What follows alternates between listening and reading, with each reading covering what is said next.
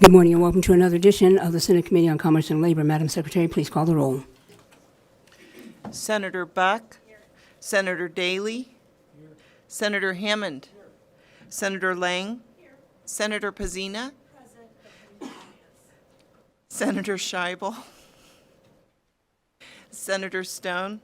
Chair Spearman. Here.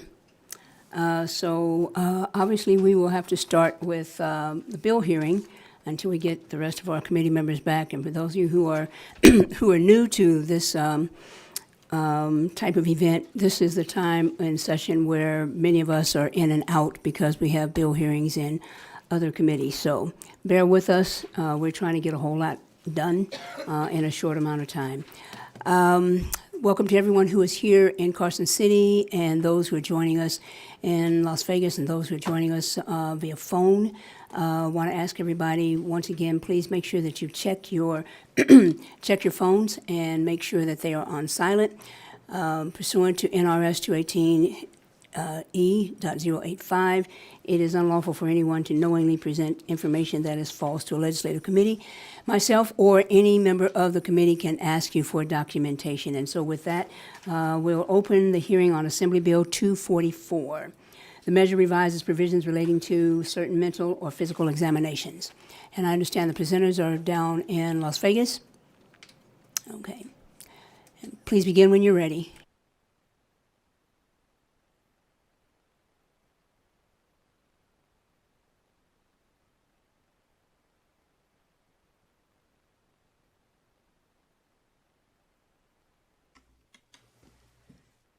Good morning, Senators. Allison Brazier on behalf of Nevada Justice Association. For the record, thank you for scheduling this hearing this morning, and thank you for letting us present from Las Vegas. We hoped to be there in Carson with you, but it didn't work out. So thank you for allowing us to be here this morning.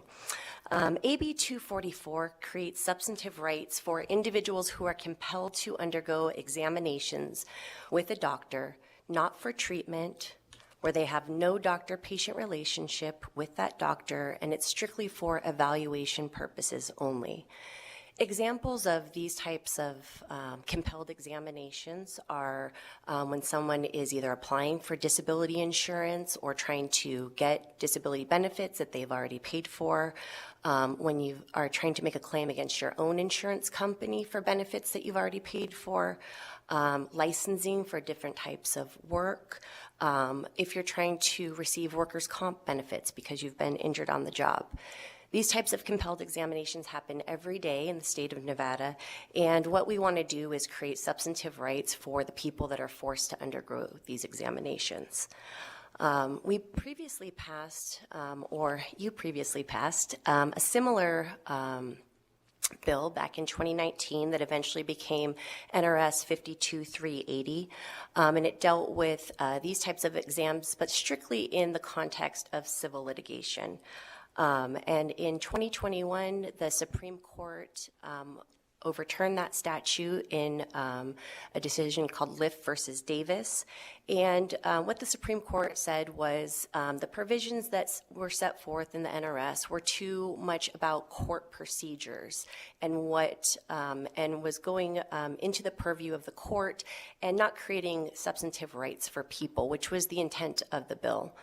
And the reasons that they provided for their rationale was that the previous version only applied to cases that were in litigation, and it did not create a separate right of action or penalty if someone violated those rights. And so essentially the Liff decision gave us a roadmap for what we should do or what we should put forth if we want to create substantive rights for people that are forced into these compelled examinations. And that's what AB 244 does. It creates substantive rights to protect individuals, to create fairness in situations, and we do that by expanding the rights to individuals outside of litigation and creating penalties if those rights are violated. So what I want to do just pretty briefly, because I think the bill's straightforward, is just walk you through the different provisions of the bill. The first subsection again talks about that these are compelled examinations where no doctor-patient relationship has already been established. So this is not you're going to a doctor that you've seen previously and now you're going back for some type of exam. Or none will be established. So again, this is not, hey, you're going to the doctor for long-term counseling or treatments, and then they're going to write a report at the end of it. So there's no doctor-patient relationship. And then it goes forward to set forth the rights if you're in that situation. And one thing I want to stress is that these rights are rights that we are empowering our citizens to use and to have, but it's ultimately their choice. So if they feel comfortable with the examination, they don't want to enforce any of these rights, that is totally up to the individual. So it is the individual's choice whether or not they want to demand that these rights are protected.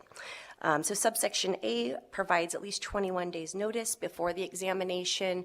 That's purely so that the individuals can, schedule, take time off work, get childcare, whatever they may be, so that they're able to attend. B allows the person to have an observer of their choice present throughout the examination. So there's many reasons for that.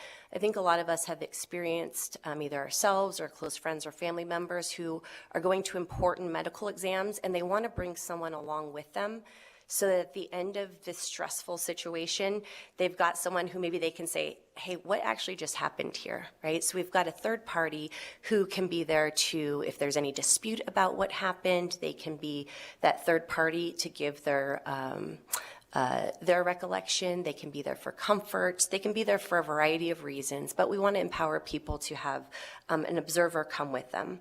A lot of times in workers' comp situations or in personal injury situations, people will want to bring a licensed nurse practitioner because, again, you want someone who knows what's going on so that at the end of the day, if there's a dispute, we've got an outside record of what actually happened.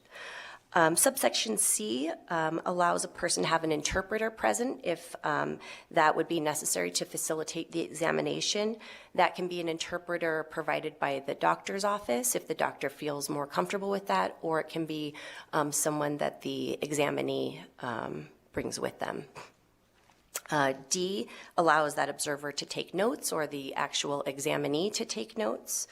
And subsection E allows for audio or video or stenographic recording of what happened. And again, that's so that there's a clear record of what happened during this compelled examination. And an objective record if any dispute comes up. We see it happen oftentimes where a doctor might report that an examinee said something and the examinee says, no, that's not what happened.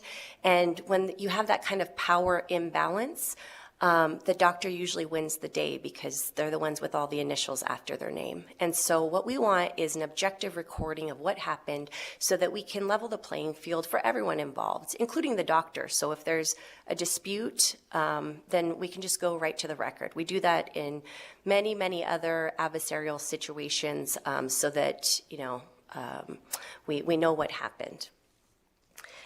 Subsection 2 allows the examiner to suspend the examination if the observer becomes disruptive or tries to participate. Subsection 3 just sets forth that anything that happens is not privileged, which that's already the case because of the context of these examinations. Subsection 4 goes through the penalties if any of the rights are violated. And again, that's what the Lyft case, the Supreme Court told us was necessary to create a substantive right, that you have to have some penalties if the right is violated. We added in a provision that you must give the person at least 7 days written notice, asking them to comply if you feel like a right has been violated before then you can attempt to go after these penalties. And again, we wanted to create fairness all around, so we don't want a situation where someone inadvertently might violate one of the rights and doesn't even know about it. So that's why we included in this most recent amendment that 7 days written notice must be provided so that the examiner can comply.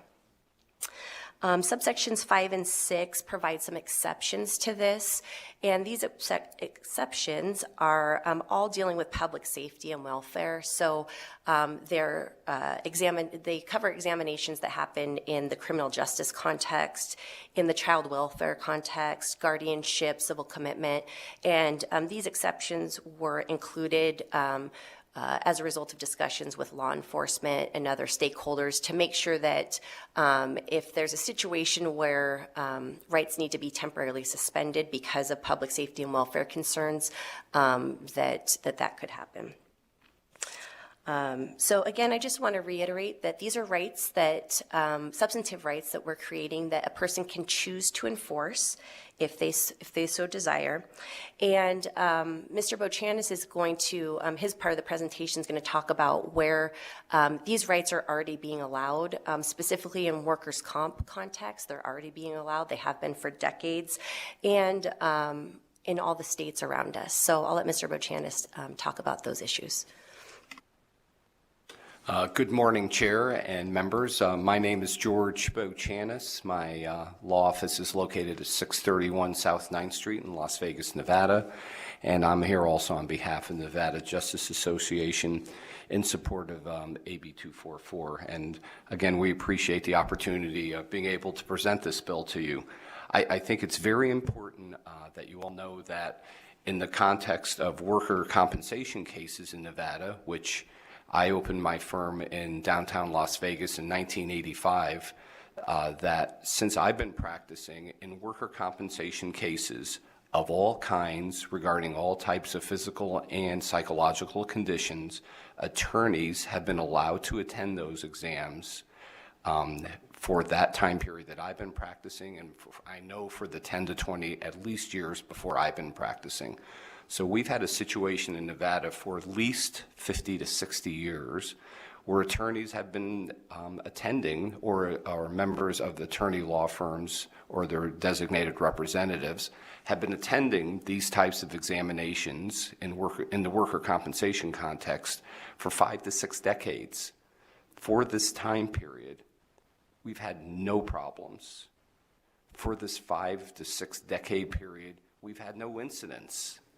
We've had zero pushback whatsoever in this context. And so the question that it presents obviously is, well, if it's not causing a problem in worker compensation cases for 50 to 60 years, we don't understand why it would cause a problem in cases in all these other different venues and all these other different situations. So what we're seeking here obviously is to create this what we call a substantive right to allow patients the opportunity to have an observer at their choice, if they want one, and to have these forced or compelled, I guess is a more general way of putting it, compelled examinations, to have an observer and to have them recorded. Now, in the Lift decision that Allison referred to, the Nevada Supreme Court in the Lift case defined what a substantive right was, and a substantive right, it's pretty straightforward. It's a standard that creates rights, duties, and obligations. And so that's what this proposed bill that's before you today does. So not only has Nevada allowed observers in compelled examinations in worker compensation cases for some 50 to 60 years, every surrounding state around Nevada has also allowed, and he has allowed both observers and recordings of these compelled examinations. And we've presented to you a survey by statute or rule and by case law of all the different states that already allow this in these types of examinations. As I don't know if you have any of these materials in front of you, but in Arizona, it's allowed by statute to have a representative present, and you can audio record or video record the examination. California, by their code, civil code, allows the attorney for the examinee or the attorney's representative and allows people to record it stenographically. Idaho allows, during these examinations, the patient to have the right to have a representative of his or her choice present. Illinois allows a right to have an attorney or person that the plaintiff requests. Michigan allows the attorney or any other person to be present. Oklahoma is the same. In fact, there's a Supreme Court case in Oklahoma that says that these exams can be videoed, and a videographer has the ability, and the rationale for it, which I think really applies to what we're seeking here today, is that a videographer has the ability to accurately record the physical aspects of the examination. The examination is a discovery examination, not one in which the plaintiff is being treated. And I think that's a really important point here, is that this isn't the typical doctor-patient examination where the patient is going in to have some type of condition addressed. This is instead an examination where no such doctor-patient relationship exists, and the patient, who's really an examinee, is being forced or compelled to attend such examination. Other states also allow what we're seeking here today. Pennsylvania allows a person to have counsel or other representative present and have it recorded in stenographic or audio recording. Our neighbor Utah allows recording examinations. The state of Washington allows a party to have a representative being present who may not observe or interfere or obstruct the examination. And we address this in the proposed bill, that any person observing cannot obstruct or interfere with the examination, because we're not interested in that happening with the observer. By case law, Alaska, Colorado, Connecticut, Delaware, Florida all allow observers and these exams to be recorded. In fact, the state of Florida, in a Florida Supreme Court case, says that the concerns of the examiner, the doctor, performing the examination cannot outweigh the examinee's rights. And we think that kind of sums up what we're trying to do here. There's another Florida case, interesting enough, that says it is the privacy interest of the examinee that is involved, not the privacy interest of the examiner or the doctor. Again, this is something where that we think is important, and we think is one of the bases of this bill. By case law, other states also allow a observer and these exams to be recorded, such as Indiana, Kentucky, Massachusetts, Montana, New Jersey, New York, and West Virginia. What is interesting is there's a Kentucky case that says that the potential disturbance of the exam being recorded is minimal, and that an exam being recorded has the advantage of creating an exact record of the examination. And that's what we're seeking here.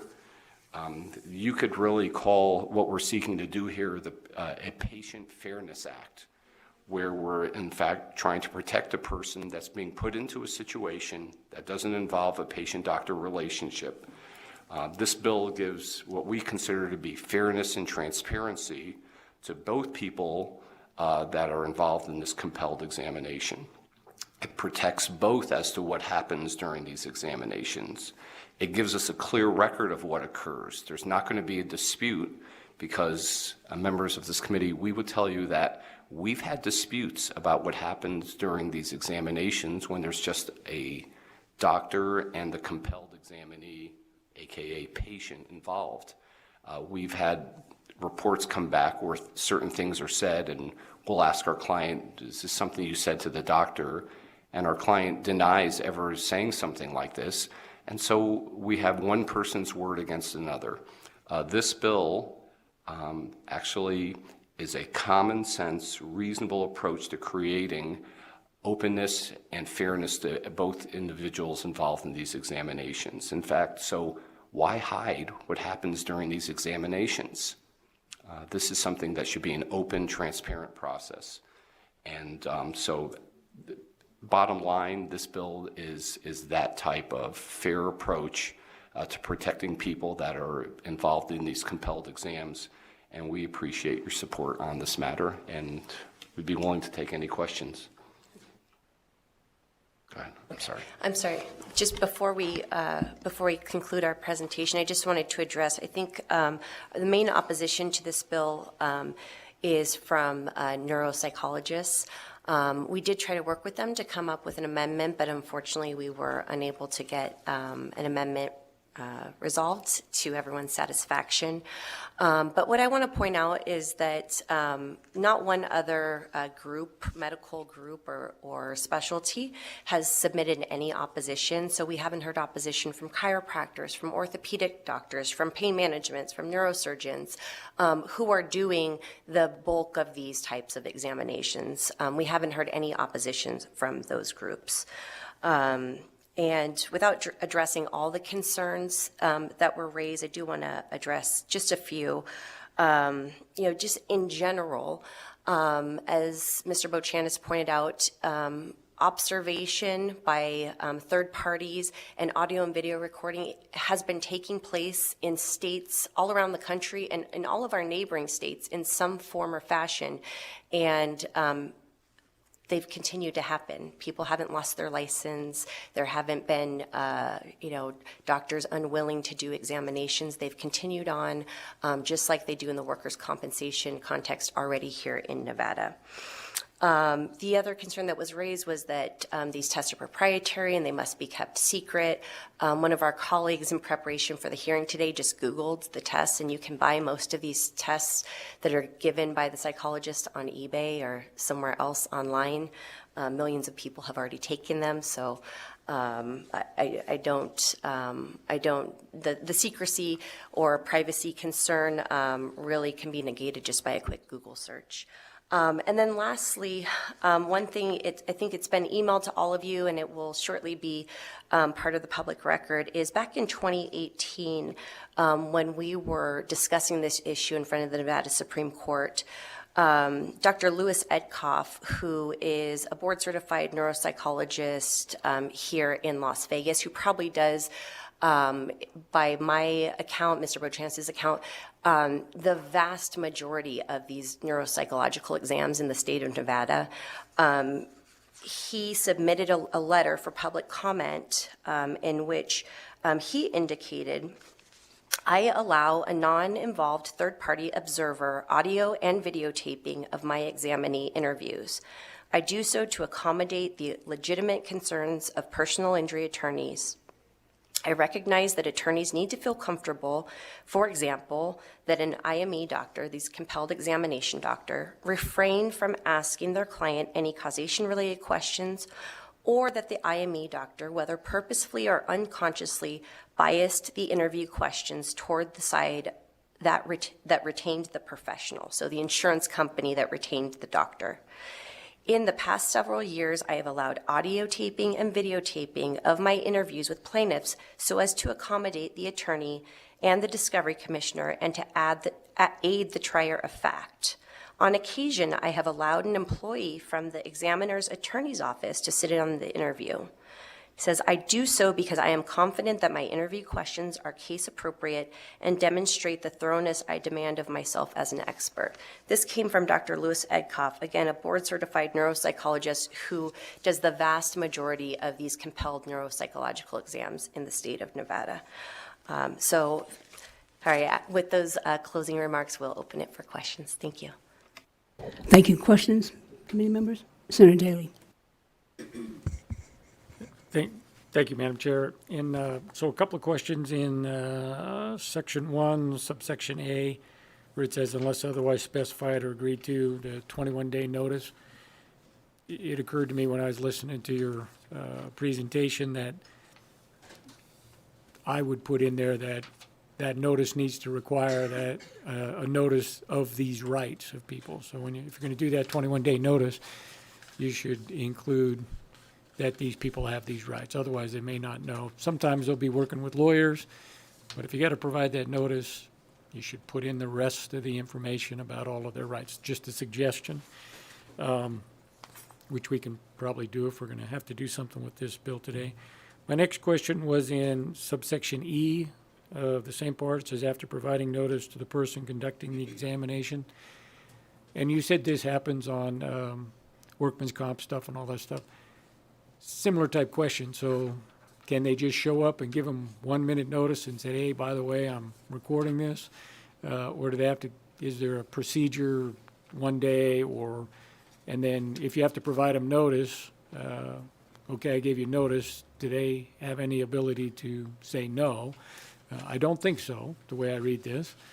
You just have to provide notice and you have this right. I was just curious at what type or how long the notice has to be to do that. And do they have any right to say no, whoever the other person may be? Thank you for that question. We appreciate it and the opportunity to clarify this. First of all, I would tell you that typically the way this works in providing notice is that at the time the examination is set, that there would be a provision that would notify them that it's being audio or video recorded. As far as the ability to say no, that's part of this bill, is the fact that this type of recording of these compelled or forced examinations is now a requirement. That is something that has to be submitted to during the examination. But the notice provision is correct. It's not specified in sub E. The way it typically works in practice now is that when the actual examination is set, that type of parameter is usually noticed that it's going to be recorded either by video or audio recording methods. And I hope that responds to your question. It was, and that's what I was understanding, was that they wouldn't really be able to say no without violating the provision, but it wasn't clear on when that notice had to be given. But again, if it's going to be made at the appointment and hasn't been an issue, it's not a deal. My final question, if I can, Madam Chair, is in your new subsection 3 regarding testimony, reports, and various things. So a lot of times, whoever this third person is hired, they're hired by another person to do the examination, various things. So somebody is requesting this to be done. And I've received CPA reports, various different types of things, and it says right at the top that this report is intended only for the person who requested it. So is that what you're trying to say, is that they can't hide the ball and force you to go through a discovery process or whatever, that it's not privileged, then they have to provide it at the same time they provide the report to whoever commissioned the examination, if you will, for lack of a better term there? Thank you, Allison Brazier, for the record. Yes, so the non-privileged communication part of it, it goes both ways. It's so that the doctor can release the report to an outside person, different from if you went to your doctor for treatment and HIPAA would protect the doctor from disseminating the records. So the non-privileged portion allows the doctor to give the report to whoever has paid him or her to do the compelled examination, and then vice versa, back to the examinee or their representative if they authorize that.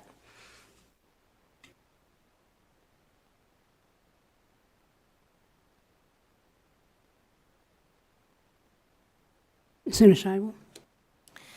Thank you, Chair Spearman, and thank you for your presentation. I know we've had a chance to chat about this a little bit, and I have two questions. The first actually follows up on my colleague's question about the privilege, and obviously the exams can't be privileged if they're going to be shared with the court or with the person retaining the IME doctor. My question is, are there other guardrails, guidelines, laws in place that would protect that information from being shared widely, freely with, clients on the other side, with court staff, with, the media? Are there other guidelines in place that limit the sharing of the information gained in the examination?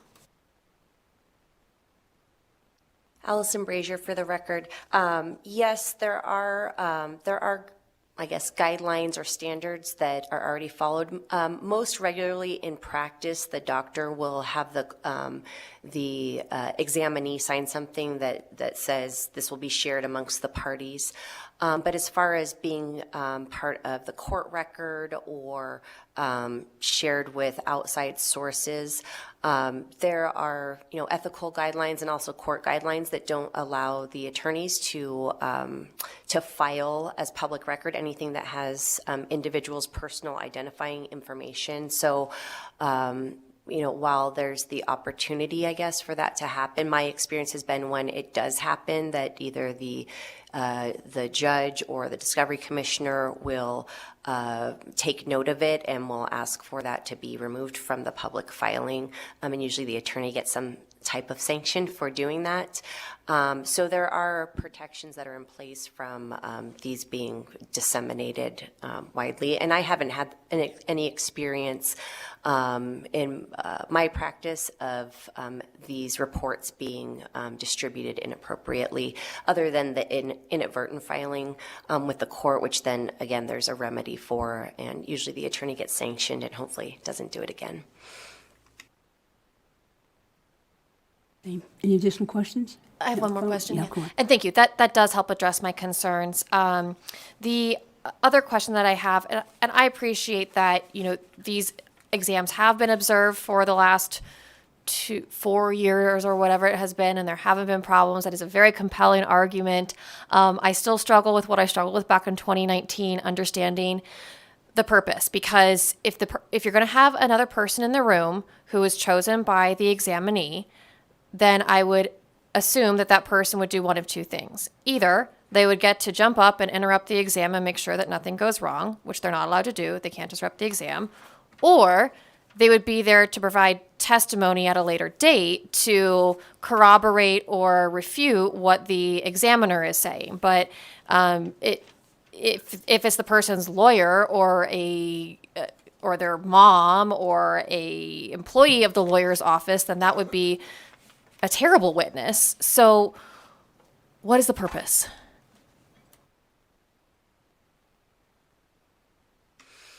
Allison Brazier for the record. The purpose is really to level the playing fields.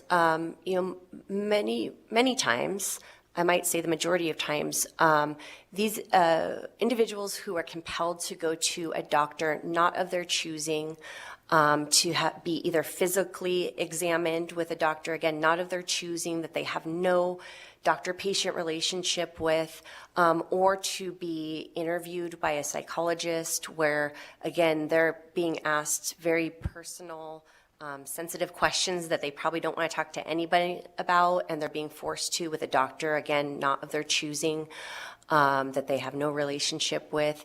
It's to level the playing field for comfort, first, probably primarily for comfort, so that people feel safer in those types of situations. It can be for clarity of what happened, even if it's just for the individual afterward. Again, I kind of analogize it to if someone goes to a really important doctor's appointment and they want to bring someone with them because the situation is so stressful and they walk out not remembering what happened, or they want to make sure they're remembering it accurately. So again, for clarity, even if it's only for the sake of the individual being examined. But also, the doctor, they usually have at least one member of their staff in the room with them too.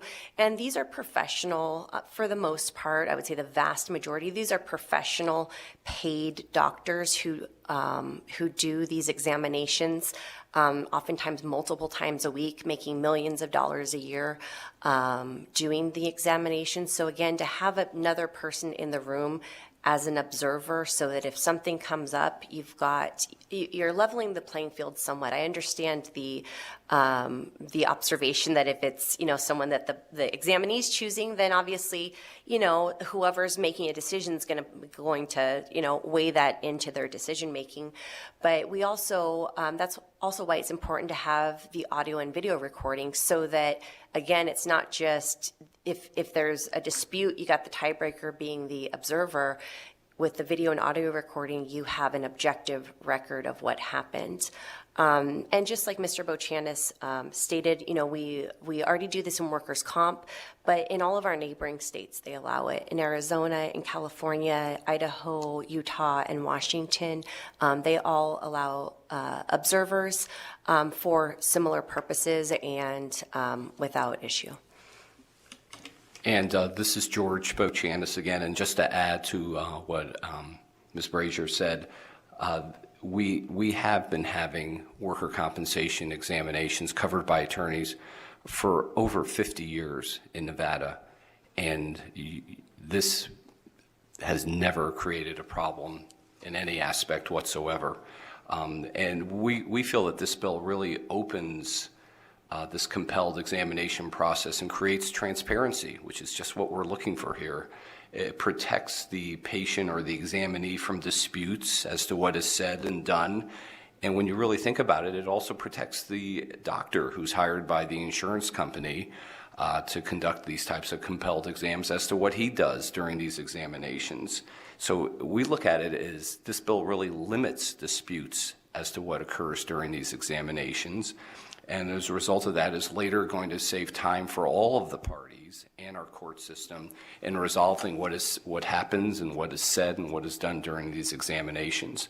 This bill puts all of that out in the open where it should be. And it creates that type of fairness for these people that are compelled to go to these examinations and even the doctors that conduct them. So we feel it's actually a balanced bill that provides protections and openness, and it's going to save everybody a lot of time at the end. And it's a process that's happened in this state for decades already without any type of problems, and in all of these states that we've discussed with you earlier. So we appreciate your questions on this matter and are open to any other questions you may have. Additional questions? Senator Stone? Thank you, Madam Chair, and thank you for the presentation. Of course, it's the patient that's going to be inviting the observer to come in with a video or an audio device.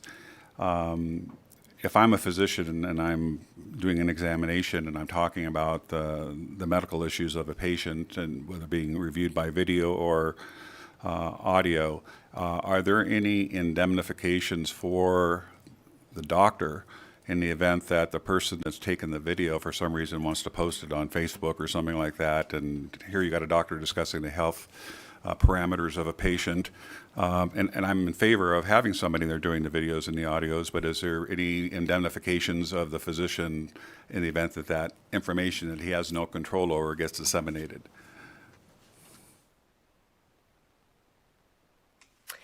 Allison Brazier for the record. I think, again, it kind of practically how it's worked, because we, we have had some time where these exams have been recorded. In practicality, how it normally works is that the videographer, or if there's an interpreter or someone else that's in there that is not related to the case, they would normally sign some type of confidentiality agreement as part of the terms of being hired. While the bill doesn't provide indemnity for the examiner, again, in practicality, I would think that if the person doing the videography was hired by the individual, then really the responsibility for what the videographer does kind of falls onto the individual to make sure that it's being used correctly. But again, in practicality, what normally happens as part of being retained to do that type of work is a confidentiality provision in retaining those services. Okay, I just This is George Boach. Oh, I'm sorry, go ahead. oh, go ahead, sir. No. What I was just going to add to the fact is when we were video recording some of these examinations, Allison's actually absolutely on point and correct on this. We've had confidentiality agreements signed by the videographer that they can't be disseminated, and penalties to the videographer if in fact they were. We've had numerous examinations videographed, and we've again had not one problem with having this type of documentation during these examinations. And I would also just state that it's a very small minority of a number of examinations that are video recorded. It's typically audio recorded because the patient has to actually, or the examinee actually would have to agree to video recording. And we find that most of the examinees don't want them video recorded, and they're mostly audio recorded, which doesn't carry with it the same type of issues. But still, the privacy interests, and that's what really this is about, the privacy interests of the examinee are protected by that type of by those types of documents and confidentiality. Thank you. You made me feel more comfortable about that issue, and I've also appreciated talking with you and addressing my concerns about just jumping to litigation when there seems to be some missing information or somebody not following the provisions of this bill. And you've obliged me, and I appreciate it, by providing 7 days' notice to get that group in compliance. I would assume that that 7-day notice, it's as written here, would be some type of proof, return receipt request or registered mail that you can feel comfortable that the parties are receiving the information. Allison Brazier for the record. Yeah, absolutely.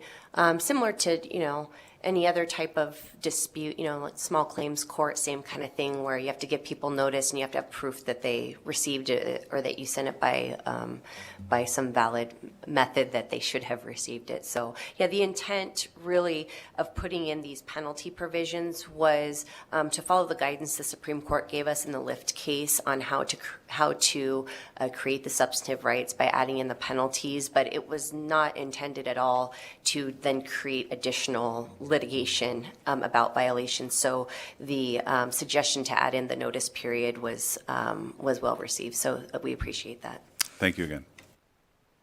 Thank you. Any further questions from the committee? Seeing none, we'll go ahead and go to public comment. Is there anyone in Carson City wishing to give public comment? Support. Sorry, I meant support. No one in Las Vegas? Anyone on the telephone lines, BPS? If you would like to testify in support of AB 244, please press star 9 now to take your place in the queue.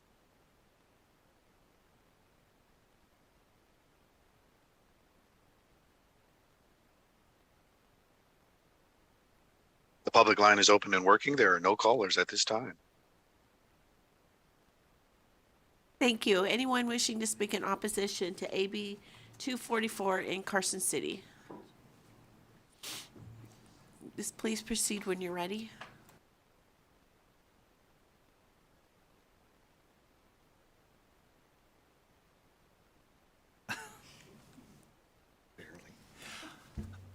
Madam Vice Chair, members of the Commerce and Labor Committee, I'm Jesse Wadhams with the law firm of Black & Wadhams, representing the Vegas Chamber. We have enjoyed our various spirited and robust conversations with the Nevada Justice Association and feel like we're probably quite close, but right now we are opposed to the bill as written. We think the issue is really properly addressed by Rule 35 of the Nevada Rules of Civil Procedure, which govern mental and physical examinations. And the court has struck a pretty good balance by allowing most of the provisions of the bill on a good cause showing. We also have some concerns about the private right of action, particularly in a compelled examination situation in which it already seems like there would be a remedy available by the trier of fact. But we will obviously continue to have our conversations and look forward to working on the bill going forward. Thank you. Thank you, Madam Vice Chair and committee members. Misty Grimmer, representing the Nevada Resort Association. I am not an attorney, so I know just enough to get myself in a lot of trouble, but so I'm going to try to just stick to sort of the practical measures of this. We don't believe that the bill is really about providing necessarily moral support for the person. If that's what the bill is limited to, I don't think we'd have a problem with that. I mean, it does we've all been in an experience where we have a stressful doctor's appointment and we would like to have somebody with us. And if it was limited to that type of a scenario, or even somebody to record the circumstances so that we could come back and visit it later, if it was limited to that type of a scenario, I don't think we would have as much of an issue with it. But the way it is right now, as drafted now, AB 244 would allow the plaintiff's attorney and plaintiff's medical experts to attend the examination. We think that in practice, this won't go well. Those types of additional observers, even though the bill says that they're not allowed to disrupt the proceedings, we just think that that's simply not realistic of how it would actually happen. Similar to the comments of Senator Stone, we're concerned that this also will dissuade physicians from wanting to participate in this process because it does add the private right of action. So we would agree that at the very least that there should be some indemnity or requirement of an NDA so that physicians are not dissuaded from wanting to participate in this process. And then just to, like I said, I'm not an attorney, but I've been working workers' compensation issues for a long time in this building. And I just don't feel like the comparison to workers' comp is an apples to apples comparison. Workers' comp is, first of all, highly regulated by the state. Every single portion of work comp is governed in NRS 616 and 617. But more importantly, work comp is a no-fault system. Whereas what we're talking about here in these circumstances is absolutely applying fault and liability to one side or the other. And furthermore, there's also no private right of action against a physician in workers' comp. So I know a lot of comparisons have been made to work comp in this scenario, and as I said, I just don't think it's an apples to apples comparison. Thank you. Thank you. Thank you, Madam Vice Chair, members of the committee. My name is Tom Clark. I'm here on behalf of both the Reno Sparks Chamber of Commerce, and I won't, go over the testimony that was previously provided because we do support that opposition testimony. But I'm also here on behalf of the Board of Medical Examiners. The BME had requested that the interviews that take place in the process of their investigations, if you have a physician or a physician assistant or someone that the Board of Medical Examiners licenses, and they're doing that investigation, and they're required or requested to do a psychiatric evaluation, we feel that that third person in the room could definitely hinder that investigation going forward. So for those reasons, both the Reno Sparks Chamber and the Board of Medical Examiners are opposed to this bill. Thank you. Thank you. BPS, is there anyone on the phones wishing to speak in opposition? If you would like to testify in opposition to AB 244, please press star 9 now to take your place in the queue.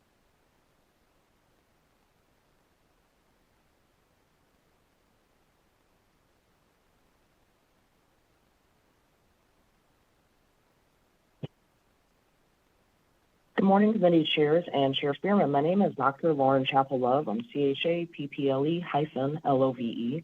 And I'm a licensed psychologist practicing here in Las Vegas, Nevada. I'm here in two capacities, both as a past president of the Nevada Psychological Association, as well as a psychologist that conducts these evaluations in the state of Nevada. I wanted to get that perspective. NPA has already provided written testimony with academic references and references that highlight how these types of evals are being done in other states. I'm not going to repeat that sentiment. Regarding the no such patient-doctor relationship, even if I meet an individual for the first time, I'm ethically bound to provide them the best and most effective care that I'm able to. So the absence of some type of extant doctor-patient relationship doesn't really supersede the short-term evaluative relationship that exists. And to be clear, the examinee's rights are the far more important issue here, but I believe that the broad nature of this legislation is likely to place a very real barrier in the way of Nevadans actually getting the examinations that they so desperately need and oftentimes are waiting for. So the word compelled in this case is far too broad. It's not just neuro exams, to name a few. This is likely to impact bariatric evals, gender-affirming evals, personal injury, autism spectrum, veteran benefit evals. All of these are likely to fall underneath this umbrella, although I feel like it's well-intentioned. It's unethical for us as psychologists to knowingly conduct an eval that would likely produce invalid results, and my major worry is that many doctors will simply choose not to. And as many of you already know, Nevadans are already very far low in the parity rates for our nation. We already have too few doctors. So there's impractical solutions here, I think. Even if a doctor would be allowed to be the person that has the video and the audio, how long should they have it for, and who could it be given to, and what happens if the videographer, the person that the examinee chooses, is unwilling to sign some type of document. So in short, there's no opposition likely from other groups, chiropractors, for example, because, oftentimes we're all held to different sets of ethical standards. As far as being able to buy something on eBay, a person can search as they see fit, but if you're attending an evaluation, you're already likely to be discussing the purpose of the battery and how it's going to be tested. So in closing, I appreciate that my time is up here. We appreciate the working relationship with the Nevada Justice Association and continue to value our working relationship with Assemblywoman Torres. So we're hopeful to be able to work on more effective legislation that's going to be able to protect patient rights in the future. Thank you. Thank you so much. Next caller, please. There are no callers choosing to testify at this time. Thank you. Anyone wishing to speak in neutral in Carson City?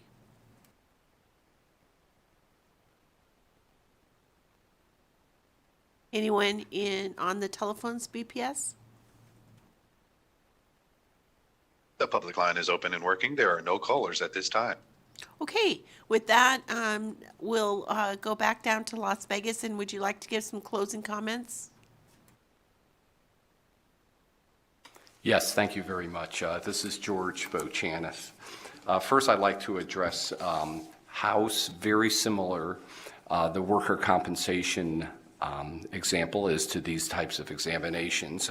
Having actually practiced law in the worker compensation area in Nevada since 1985, and having represented thousands of worker compensation claimants, we have had our law firm's representatives and attorneys attend these examinations, these compelled permanent partial disability examinations in the worker compensation setting for decades without incident, without any problem.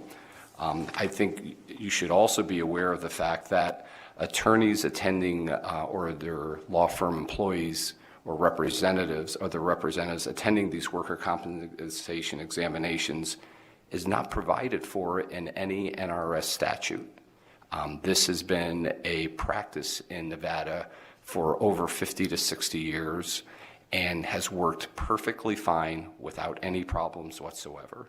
So this isn't part of the Nevada regulatory or statutory scheme. This is a practice that's occurred in Nevada for decades and has existed and continue to exist without any type of incident whatsoever. It's also important to note that with the psychologists concerned that these other states that we cited to you all involve psychological exams being observed or recorded. And again, these states have continued to allow this type of practice to occur. It's obviously occurring without any types of problems. And we know that because these statutes and these cases exist. In fact, the survey that's part of this record of the recording or third-party observers at compelled examinations has a few cases from different states that specifically talk about psychological examinations being attended by an observer and being recorded. There's a Delaware case that states that the patient may have their own healthcare practitioner present as a witness at a psychological examination and may record the psychological examination. We have a case from Massachusetts we cited, actually two unpublished opinions cited from Massachusetts that psychiatric examinations can be videotaped and a plaintiff's attorney can be allowed to attend such psychiatric examinations. So again, this is a process that's been happening in Nevada for decades, and this is a process that other states have been participating in and allowing, I'm sure, for equally long periods of time. And several of these states specifically mentioned the fact that these psychological and psychiatric examinations can be recorded and can be observed And there have been no incidents or problems that have been reported since these states all continue to allow all types of medical condition and psychological condition examinations that are compelled to have an observer attend and for them to be recorded. So we feel that if it's occurring in all these states without incident, if it's really occurred in Nevada for decades, it's something that should be allowed in these types of compelled examinations. And then just in closing, to address, one of the comments that this is better left to the courts and Court Rule 35, Nevada Rule of Civil Procedure 35. The reason that it expands it beyond litigation is because these rights should be available to all Nevadans, whether they filed a lawsuit or not. And many of these examinations take place, again, outside of the context of litigation for disability benefits, when you're making a claim against your own insurance company.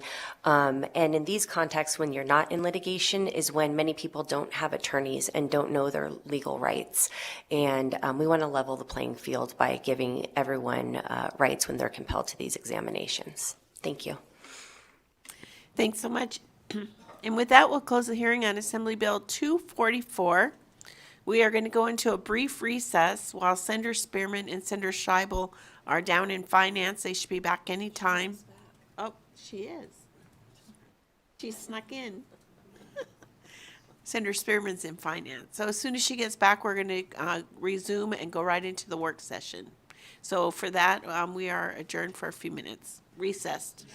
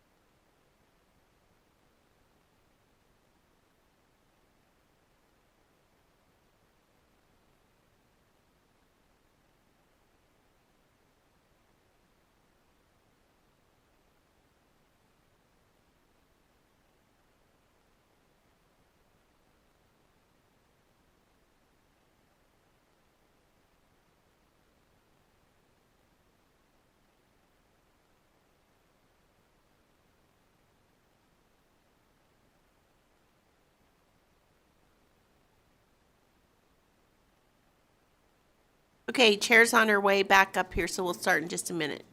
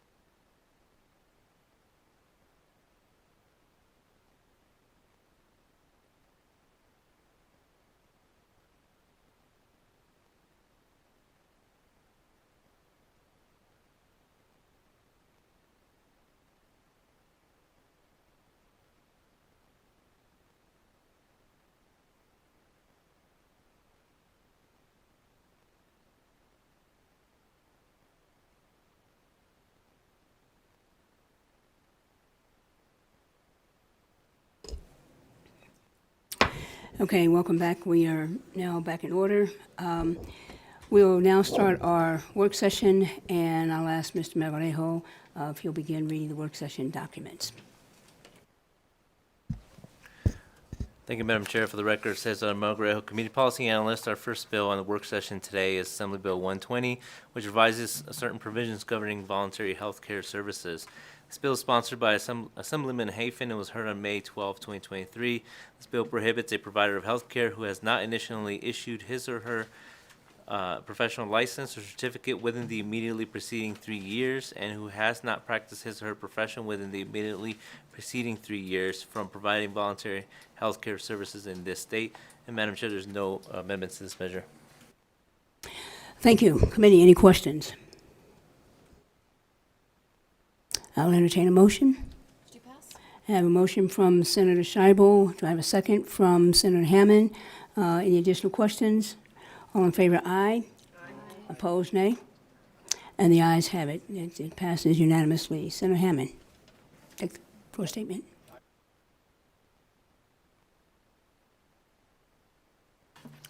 Thank you, Madam Chair. Senator Buck, did you have a question? Oh. Thank you, Madam Chair. For the record, Cesar Magrejo, Committee Policy Analyst. Our next bill is Assembly Bill 198, which revises provisions governing health care and is sponsored by Assemblyman Orrin Licker, and it was heard on May 12, 2023. There is an amendment. There's actually two amendments that are proposed for this bill. One is included within the work session document. Another one came in last night and has been uploaded to Nellis or has been provided to you.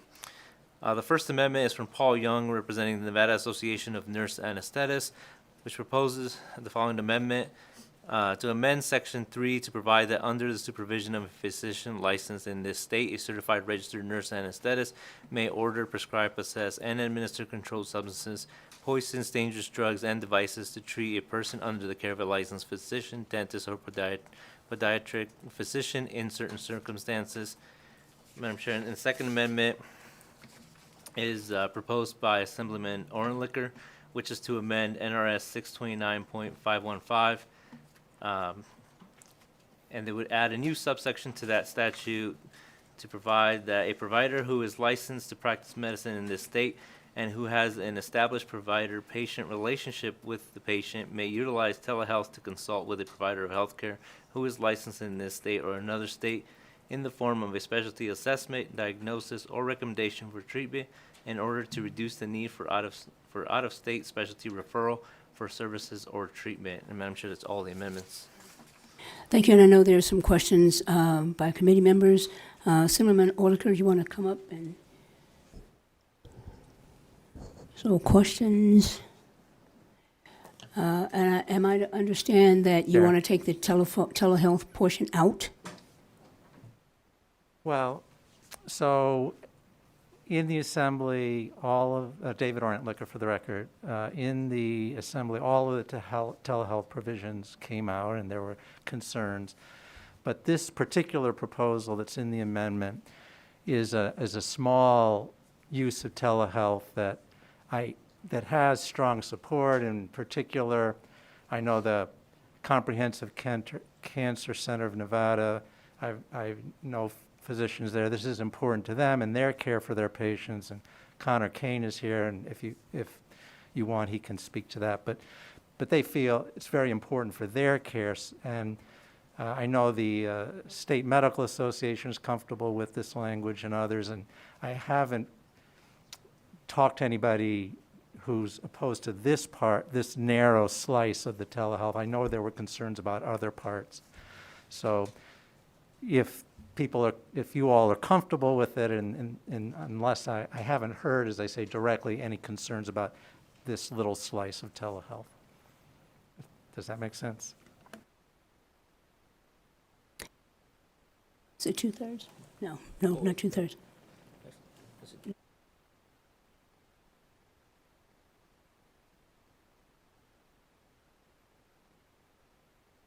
So you said Mr. Kane is here, and I just have a question for him.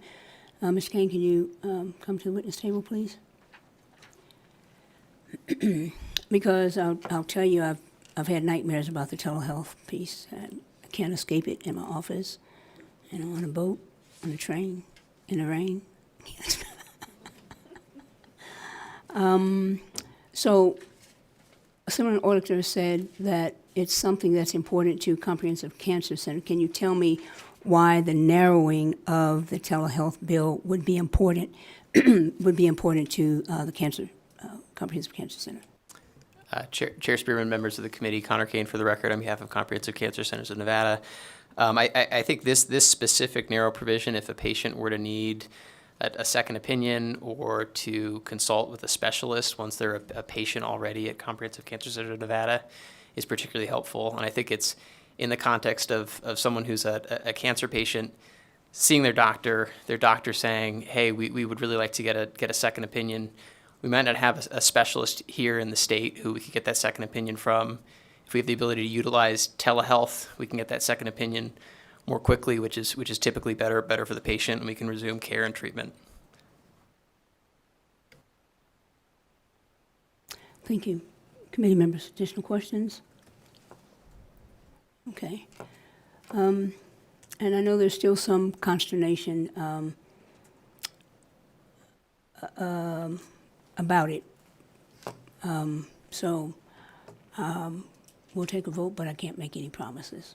Okay. So can I get a motion to proceed? Just not include both of them, just the one that benefits Comprehensive Cancer Center, yes? No. Two? Two amendments? Yeah. The one in the work session document. Yeah, okay. Okay. Is there a motion for two? Unfortunately, I don't have a motion, and so the bill will be retired. Okay. Senator Scheibel? Can we just move this to the end of the work session? Yeah, we can do that. Thank you. You ask more questions?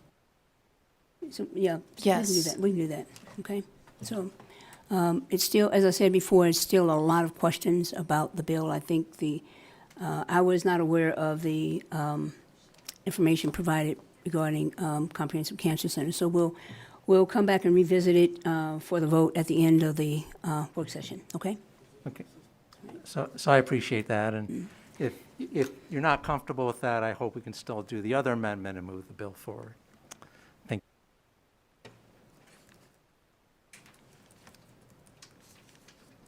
you. Yeah. Thank you, Madam Chair. For the record, Cesar Magrejo, Committee Policy Analyst. Our next bill is Assembly Bill 218, which revises provisions governing landlords and tenants. And this bill is sponsored by Assemblywoman Considine and was heard on May 8, 2023.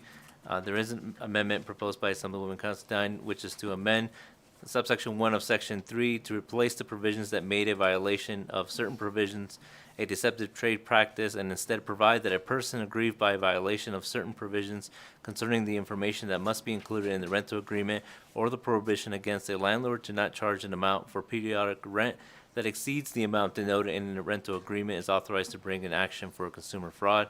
Amendment number 2 is to amend subsection 2 of section 3 to add 2 new paragraphs to require the court to additionally award a prevailing tenant.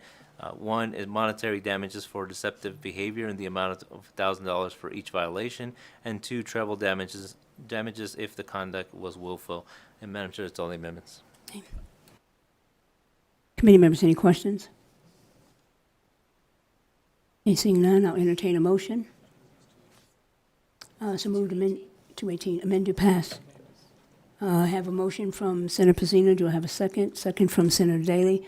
Any further discussion? All in favor, aye. Madam Chair? Yes. I had my hand up for Senator a comment. Stone. I'm sorry. Thank you, Madam Chair. I want to register a no on this vote.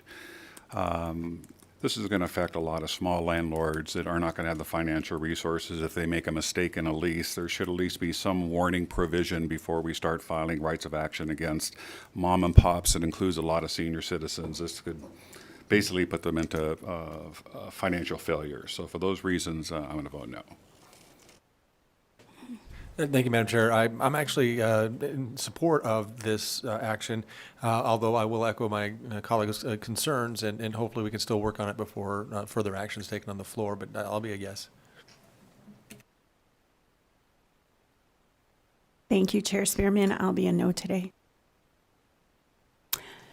Anyone else? Okay, so have a motion from Senator Pizzina. Amend to pass, and a motion from Senator Daly. Okay. All in favor, aye? Aye. Opposed, nay? And so the ayes, with the exception of Senator Stone and Senator Buck and Senator Hammond, did I understand you're yes, but reserve, right? Okay, all right. So the ayes have it. Senator Pizzina, you want to take this for a statement? Thank you. Thank you, Madam Chair. For the record, Cesar Magrejo, Committee Policy Analyst. Our next bill on the agenda is Assembly Bill 250, which establishes provisions governing prescription drugs, sponsored by Assembly Members Considine and Anderson, and was heard on May 15, 2023. Assemblywoman Considine has submitted amendments to this bill, which are two separate documents attached to this work session document. The first is to delete subsection 3 of section 1, which would have required certain persons or entities engaged in selling, delivering, or seeking reimbursement of a referenced drug to maintain a registered agent and an office or base of operations in this state. Amendment number 2 is to delete section 8 of section 1, which provided that certain health insurance plans are not required to comply with the requirements of this section, but authorize such plans to elect to participate to such requirements by notifying the Director of the Department of Health and Human Services on or before January 1 of each year. And Madam Chair, that's all the amendments. Thank you. Questions or comments? Senator Daly? And Senator Pizzina. Thank you, Madam Chair. Just a comment, and I am in support, and I know people have some concern that I've been lobbied like everybody else on this. But I think we have plenty of time before some of this happens. I think having the state weighed in this fashion at this time can only, I think, have a positive effect, and then we can adjust whatever happens based on this. But I don't think that this is going to upset the apple cart. Actually, I think it will send the right message to the pharmaceutical people when they're negotiating with Medicare, that there are other concerns out there they need to be looking at the same time. So I think it doesn't hurt at all. Senator Pizzina? Thank you, Chair. And I just wanted to thank the stakeholders for working with me as well on subsection 3 of section 1 when we noticed that there might be a little bit of a conflict with another bill working its way through right now. So thank you for that. I'm going to be voting yes on this measure. I think that while we may be a little ahead of our time, I think it's really important that I heard from so many constituents in my district about how important this was to them. And I think that when you're looking at people that can't afford to pay for their medicine and are having to make choices about what they spend their money on, and being healthy is probably the last thing on their list because they can't afford it.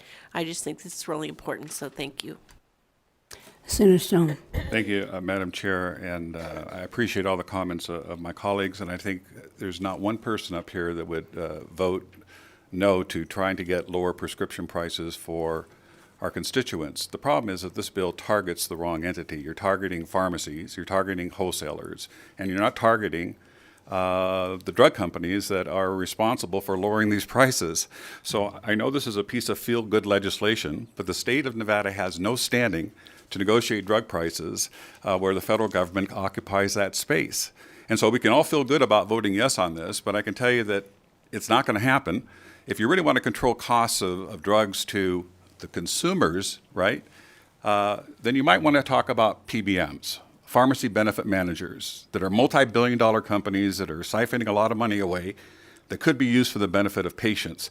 That's where the real impact can happen. But this is a piece of feel-good legislation that is going to go nowhere, no matter how unanimous we are here in the state of Nevada. Go after the manufacturers if you want to make an action and a point, but don't penalize a pharmacist and causing him to have to deal with an attorney because he's buying a drug at $500 less than what he can buy it for, but because the state says it's part of that list that the Medicaid puts out, you're putting him in a no-win situation. So the bottom line is, what are the pharmacies going to do? They're going to say, we cannot provide the service, go to another pharmacy, and a lot of our patients, if this were ever to become law, and I don't believe that it will have to go to out-of-state pharmacies to get their prescriptions filled. For those reasons, I urge a no vote. I'll be voting no today, Chair Spearman. Thank you. Additional comments? Yeah, and I'll just make one. This may not be perfect legislation, but I too have received a number of calls from people. I think we've been working on this in some form since 2017, when I chaired healthcare, and incrementally making some progress. And so what I would say, Senator Stone, you have given a very forceful oratory on what needs to happen, and I can't control your BDRs, but certainly that might be one you want to consider. So with that, I have a motion from Senator Daley, amend to pass. Do I have a second? Have a second from Vice Chair Lang. Additional questions? All in favor, aye. Opposed, nay. Nay from Senator Hammond, Senator Buck, and Senator Stone. So the ayes have it. Okay. Senator Scheibel, want to take the floor statement?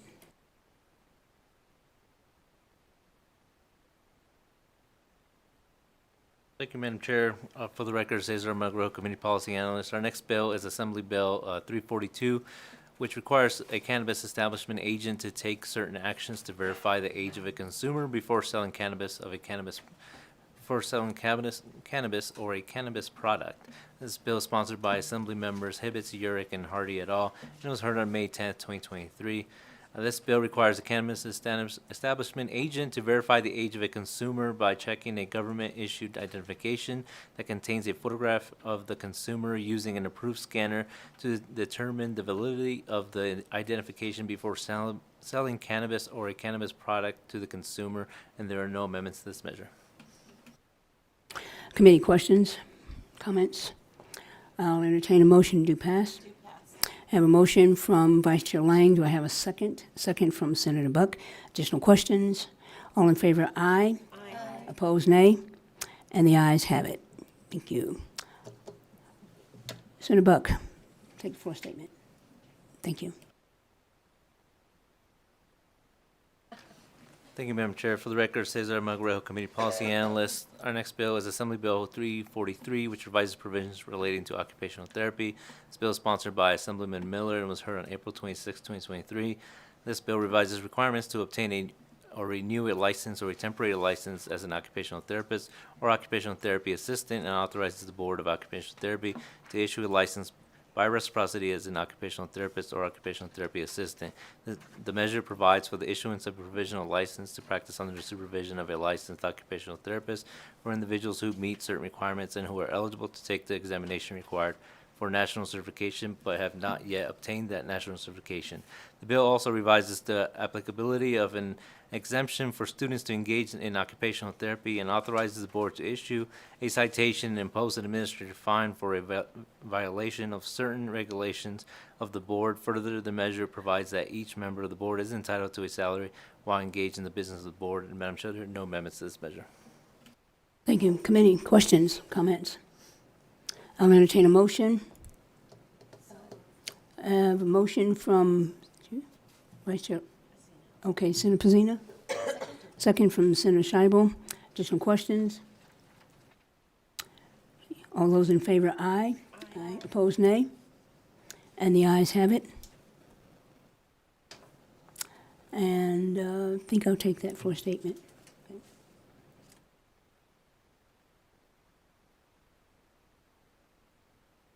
Thank you, Madam Chair. For the record, Cesar Magrejo, Committee Policy Analyst. Next bill is Assembly Bill 364, which revises provisions governing physician assistants. This bill is sponsored by Assembly members Cohen, O'Neill et al., and it was heard on May 5th, 2023.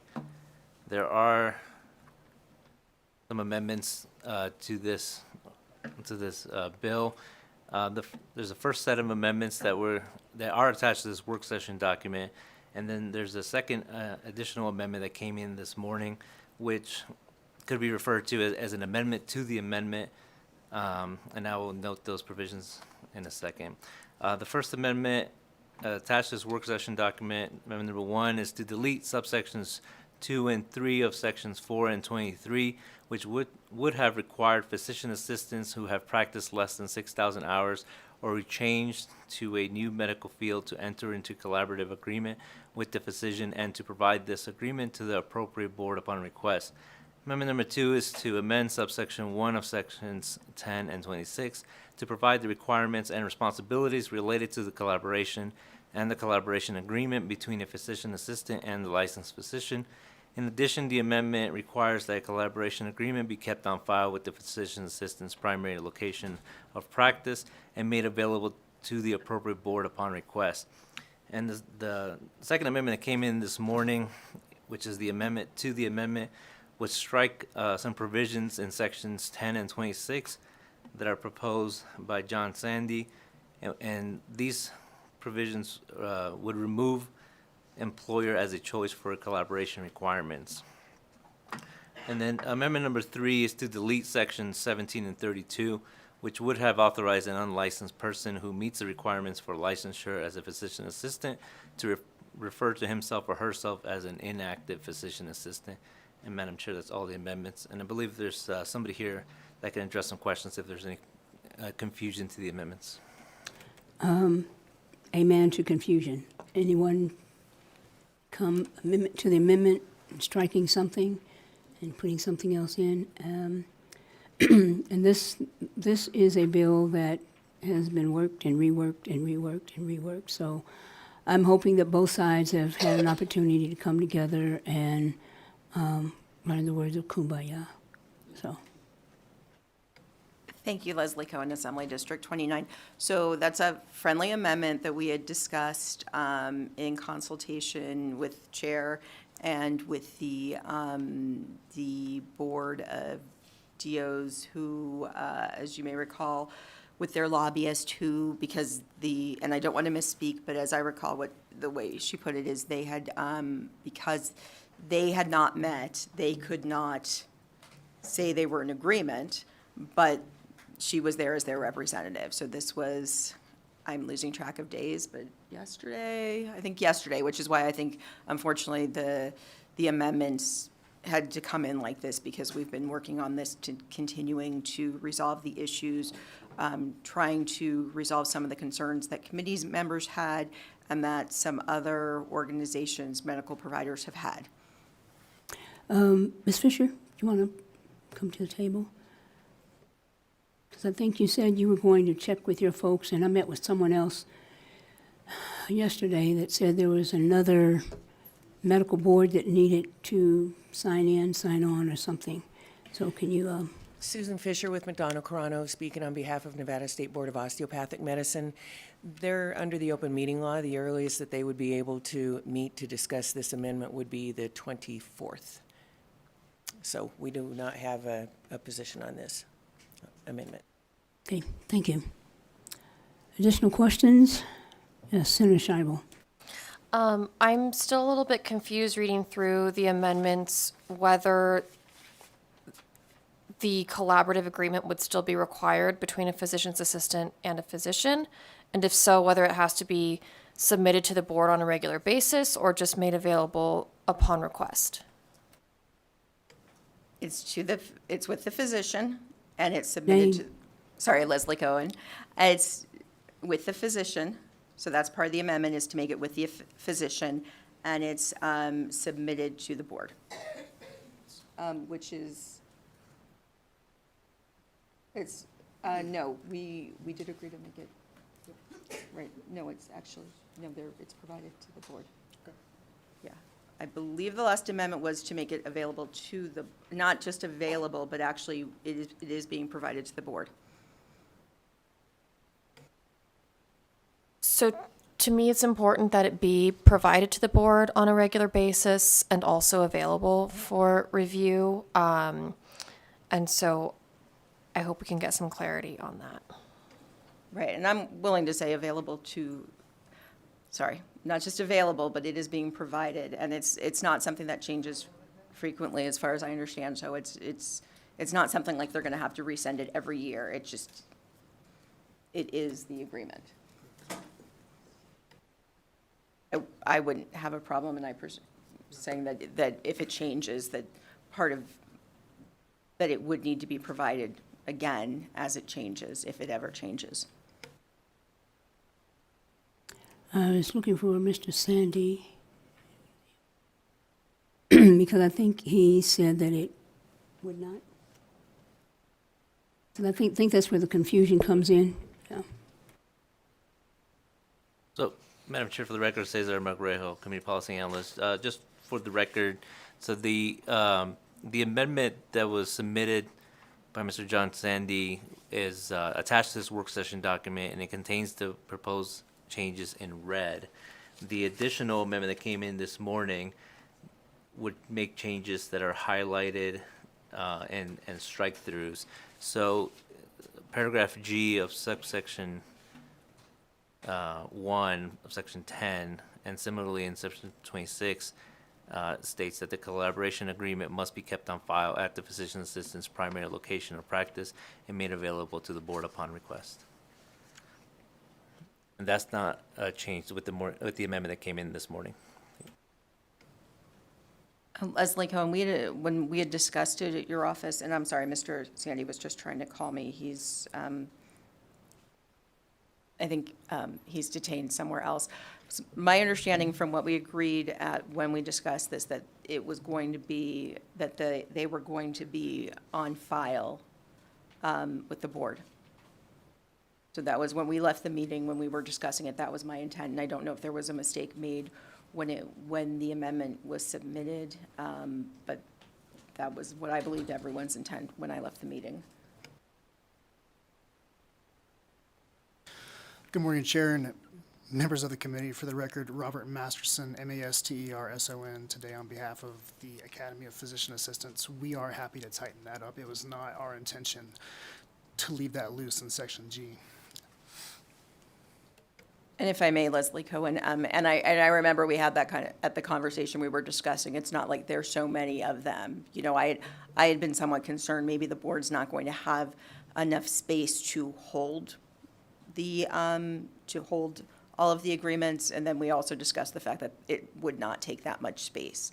But yeah, I'm perfectly happy for the amendment to be very clear that the board is to have copies of the agreement, because again, that was my intent.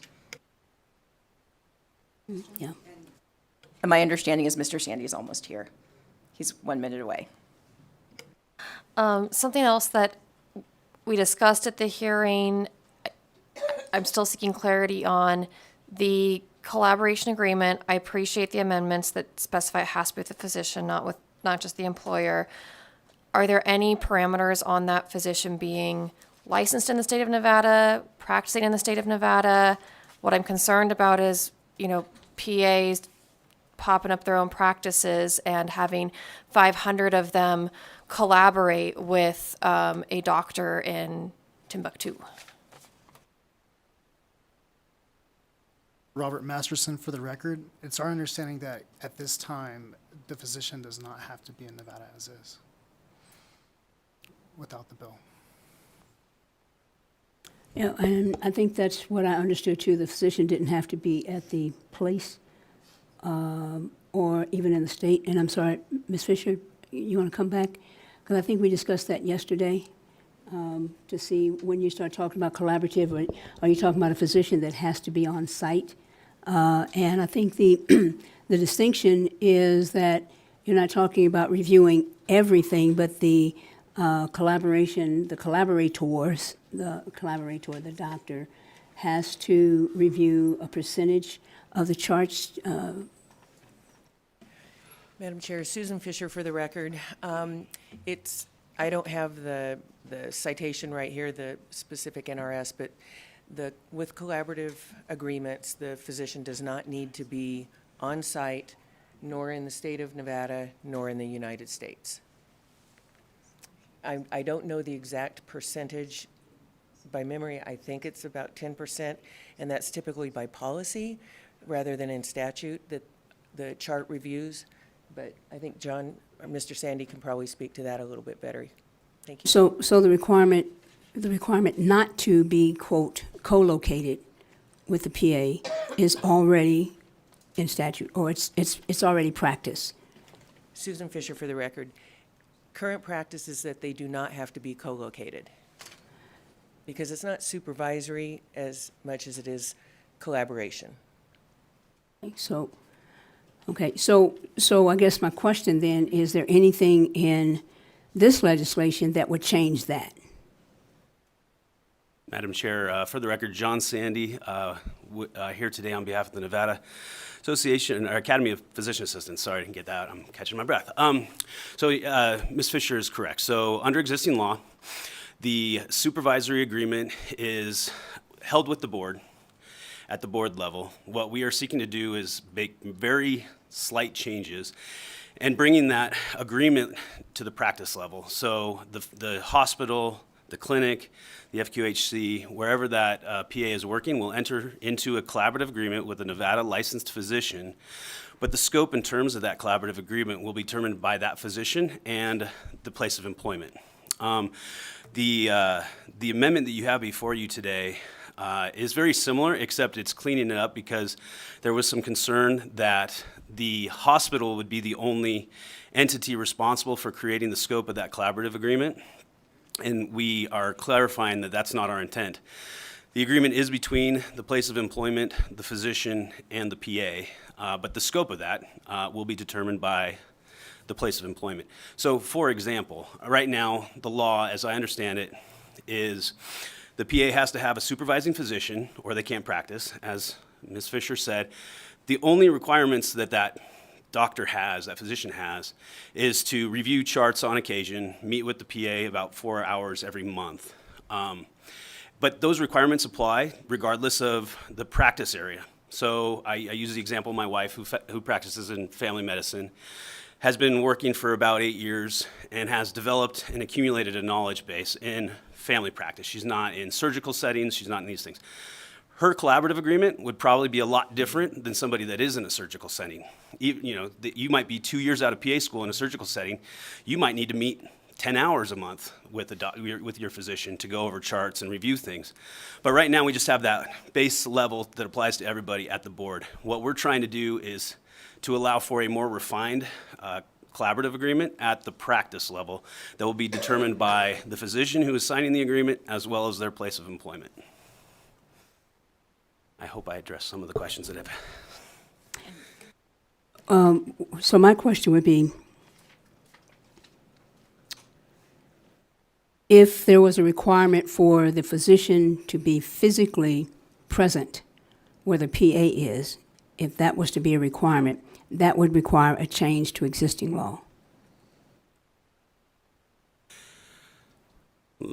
John Sandy for the record. So that's not required today under law. So does that mean that today a hospital couldn't require more? They probably could. But essentially the law right as it is today does not require physical presence of a physician. Madam Chair, if I may, Susan Fisher for the record. If you were to contemplate an amendment like that, I would strongly recommend that you do a carve-out for the critical access facilities. Yeah, and I wasn't contemplating. I'm trying to understand because I've heard it both ways, and I'm trying to understand the opposition if it's not a requirement for the physician to be physically co-located with the PA. If that is not a requirement, and the physician can be in Nevada, can be in Georgetown, Texas, can be in Paris, France, or wherever. If that is the law right now, and that is not changing, what you're changing is the level for the collaborative agreement. For the record, John Sandy, yes, I think you've hit it exactly. The scope of that collaborative agreement will be defined at the practice level. Yes. Leslie Cohen, and that was part of, you may recall from the original hearing, that was part of the argument, and has continued to be part of the argument against what we're trying to do is, well, but they can collaborate with the doctor anywhere. We even heard that in the meeting in your office was, well, they can just collaborate with a doctor out of the country. So it's, something that's existing. And then if you want Mr. Sandy just to confirm and clarify about the agreements are going to be held at the office of the board's office. They're going to have copies. because that wasn't quite reflected clearly in the amendment. So this is for the record, John Sandy. This is a dynamic process. So there was some concern about that, especially for the larger hospitals, to have to physically send those agreements to the board. And so that's not our issue. So their preference was to make them available and even keep them for a period of time after the PA is employed, so that the board will always have access to those agreements.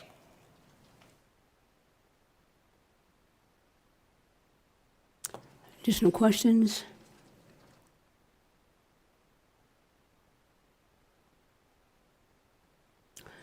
Okay, Senator Scheibel. Can we also move this matter to the end of the calendar? We can. It looks like we're going to be taking a recess, so we can do that. And let me just say this, because I keep hearing different things, and so that's why I need to be clear. If you oppose this, it can't be on the basis that the collaborator, as part of the collaborative agreement, is not present at the hospital, because that's, right now, they can do that. And so then the opposition, and I would need somebody from the opposition to come and answer this for me. Someone, anybody, you going to admit you're in the opposition? Okay, thank you.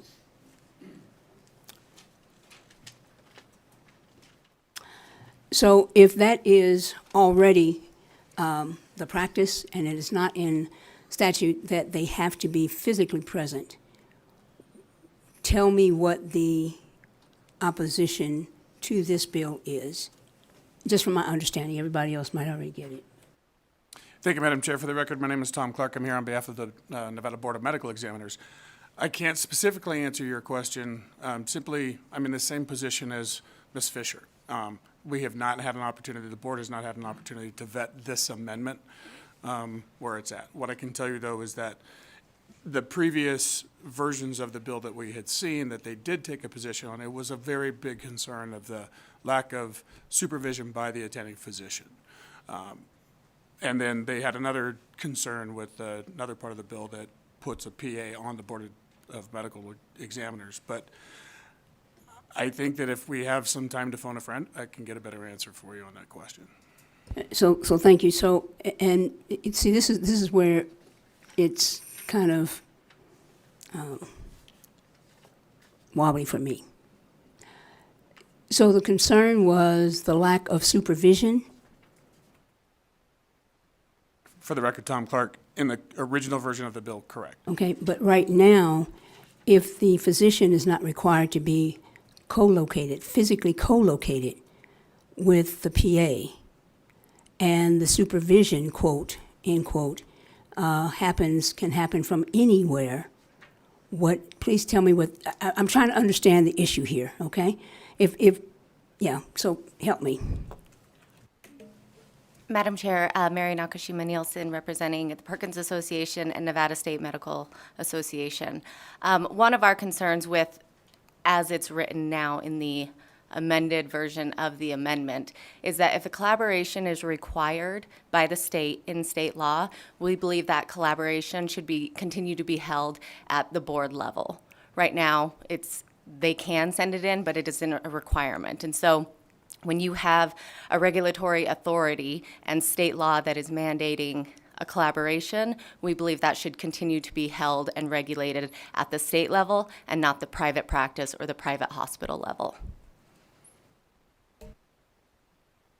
Thank you, Madam Chair. For the record, Tom Clark, that's the difference between an association and a state board, is they can quickly come up with the positions on those particular things. I say that we support or deny this amendment simply because they have not taken a position, but I will defer to those licensees that the Board of Medical Examiners oversees, and I appreciate her coming forward and putting that on the record.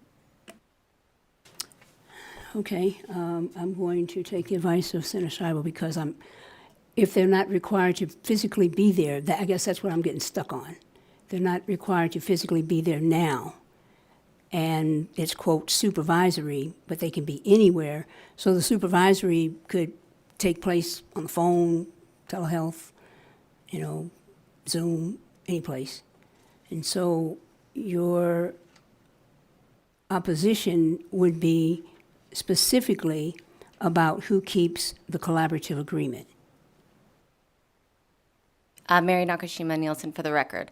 In that piece, yes, that is our concern with where the collaboration piece is held. Additionally, in the 204-page bill, we do have additional concerns with some of the scope piece, but specifically speaking to the collaboration piece, yes, we believe it should be held at the board level and it should be mandated to be turned in at the regulatory board level, whether that's the Board of Osteopathic Medicine or Board of Medical Examiners. Okay. So we'll move this to the end, and as I said before, because we got some other things going on, we may have to take a recess and come back. But I really need that, because I'm trying to hear the distinction, but we won't take up any more time with that. I'm trying to hear the distinction, especially if they're not on site. If there is no requirement for them to be co-located with them, in quote, supervisory role. So let's move this back. And we'll move it behind the other one that was 198. Okay.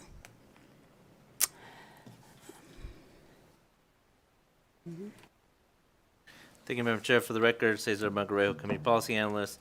Our next bill is Assembly Bill 392.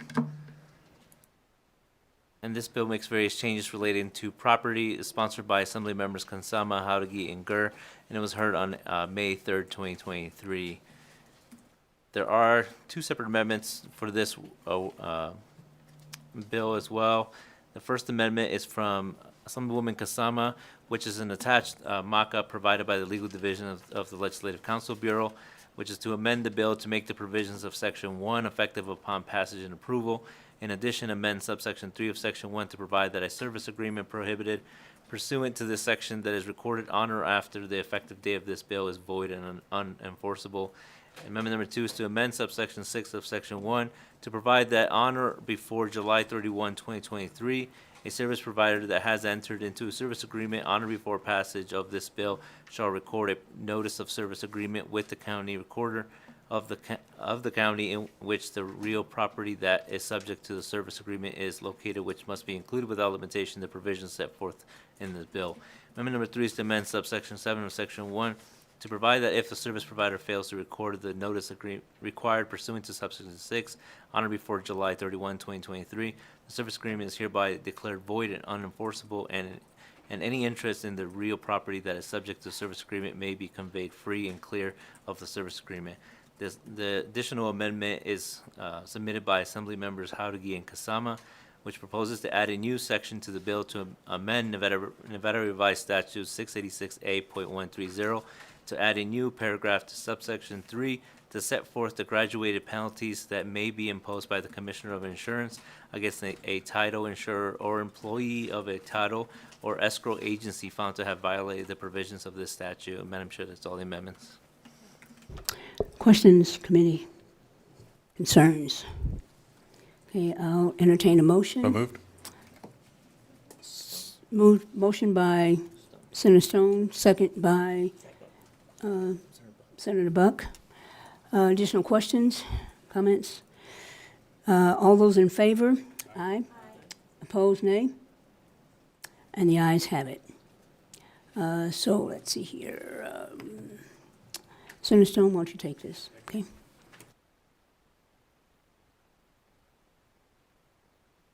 Thank you, Madam Chair. For the record, Cesar Margarejo, Committee Policy Analyst. Our next bill is Assembly Bill 398, which makes various changes relating to insurance and was sponsored by Assembly Committee on Commerce and Labor and was heard on May 3rd, 2023. Assembly Bill 398 prohibits an insurer from issuing or renewing a liability insurance policy that contains provisions that, 1, reduce the limit of liability stated in the policy by the costs of defense, legal costs, and fees, and other expenses or claims, or 2, otherwise limits the availability of coverage for the costs of defense, legal costs, and fees, and other expenses for claims. And Madam Chair, there's no amendments to this measure. Thank you. Committee, questions, comments? I'll entertain a motion. So moved. Have a motion from Senator Scheibel, and then second from Senator Stone. Additional questions? All in favor, aye. Opposed, nay? And one nay from Senator Buck. Okay. The ayes have it. Vice Chair, you want to take this? Sure. Okay.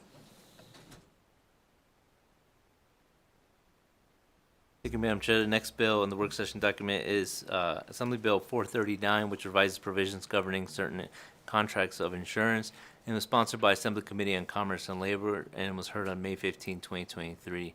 The bill provides that any arbitration provision in certain health insurance policies must contain language stating the provision is not binding upon the insured or any dependent of the insured. The measure also repeals certain provisions related to arbitration in certain health insurance contracts. There is an amendment proposed by Caitlin Cardavani of the Nevada Justice Association, which is to amend sections 4, 6, 7, 15, 16.5, 17, 18.5, 19, and 20 of the bill to replace the phrase "the named insured or any other person" with "any person insured under the contract." Second amendment is to amend subsections 1 and 2 of section 16.5 to delete "who makes a claim under the contract for hospital or medical or dental services."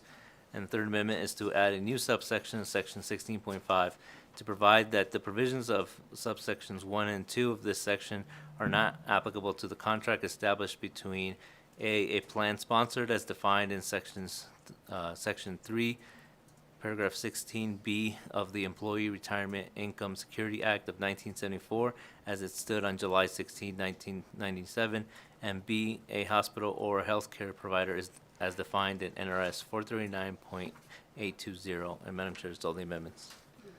Thank you. Questions? Comments? Entertain a motion. Have a motion from Senator Pacina. Second from Senator Daly. Oh, you have a question? Okay. Amend you passed, yeah. Okay, is that a second? Okay, second from Senator Daly. Additional questions? All in favor? Aye. Opposed, nay? No. Nay, so the nays are Senator Hammond, Senator Buck, and Senator Stone. Okay, so the ayes have it. Senator Daly, you want to take that for a statement? Okay, thank you.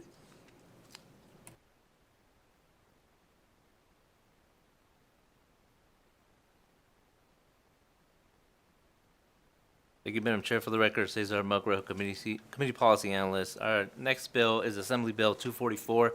There is no work session document for this bill as it was heard today. The bill sets forth the rights of persons compelled to submit to a mental or physical examination. With certain exceptions, a person compelled to submit to such examination pursuant to a court order, contractual obligation, or any other type of obligation has a right to receive notice of the examination at least 21 days before the date of the examination, have an interpreter and certain observers present throughout the examination, take notes or appoint an observer to take notes during the examination, and after providing notice to a person conducting the examination, make certain recordings of the examination. The bill provides that the testimony or reports of the person conducting the examination are not privileged communication. If the rights of the person compelled to submit to a mental or physical examination are violated, the person may bring an action in court to seek certain remedies. Finally, this bill repeals the provisions in law authorizing an observer to be present at a mental or physical examination ordered by a court for the purpose of discovery in a civil action. And there is an amendment submitted by Caitlin Cardavani of Nevada Justice Association. First amendment is to amend subsection 1 of section 1 to add where no doctor-patient relationship has already been established with the examiner or none will be established to the examiner as a result of the examination. Amendment number 2 is to add a new subsection, section 1, to authorize the examiner to suspend the examination if the observer disrupts or attempts to participate in the examination. Amendment number 3 is to amend subsection 3 of section 1 to provide that person seeking an action for a violation of this section must first provide written notice at least 7 days in advance asking for compliance. Amendment number 4 is to amend subsection 4 of section 1 to add for public safety and welfare purposes and to title 39 and add Title 39 to the exceptions where this section is not required to apply to any person compelled to submit to a mental or physical examination. Amendment number 5 is to amend section 1.5 to provide that the provisions of this bill are required to apply to all pending and future compelled exams upon the enactment of this act. Madam Chair, that's all the amendments. Thank you. Committee, questions, comments? I'll entertain a motion. A motion from Senator Daley, amend to pass. Do I have a second? Second from Vice Chair Lang. Additional discussion. All those in favor, aye. Opposed, nay? Nay. Nay, Senator Buck. So the ayes have it. Senator Scheibel, for a statement? Huh? Okay, yeah. So let me give it to Senator Hammond. Eeny, meeny, miny, mo. Okay, how about Vice Chair? Okay. And so the motion passes. I want to take a real quick recess. Assemblyman Orlicker, and we're going to, we'll come back after this. We've got floor, and then I've got another committee meeting, so this is not going to be long, but just have some questions about your bill. So a couple of minutes, and we will be back from recess before 25 after, because we have 11:30, another 11:30 committee, so in my office. Okay? We're in recess.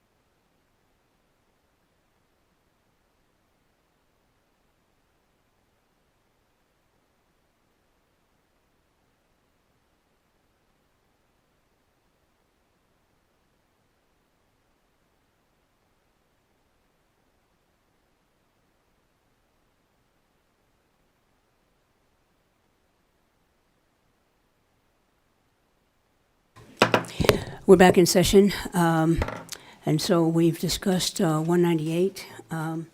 Melgarejo, you have a couple of minutes to...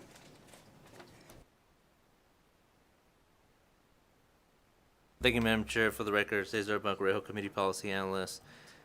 For Assembly Bill 198, it is my understanding that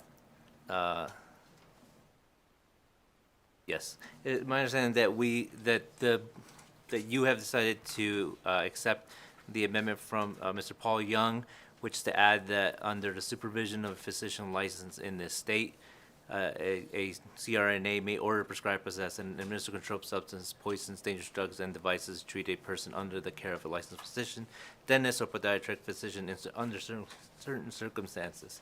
In addition, you would like to include a new amendment to amend the bill to limit the CRNA's practice to critical access hospitals. And Madam Chair, those would be the only two amendments for this measure. Additional questions? Anyone? Okay. Where's Senator Stone? When he comes back in, we'll ask him what his vote was, and we'll record it that way. We're waiting on you guys. Okay. Okay, so we'll record his vote when he comes back in. So do I have a motion? So moved. Have a motion from Vice Chair Langeman to pass. Do I have a second? Second? Second from Senator Scheibel. Additional questions? Okay, all those in favor, aye. Aye. Opposed, nay? Nay. And so those current, Hammond and Buck, nay, and we'll record Senator Stone's vote. So here you are. Are you in favor of 198? You need to hear it again?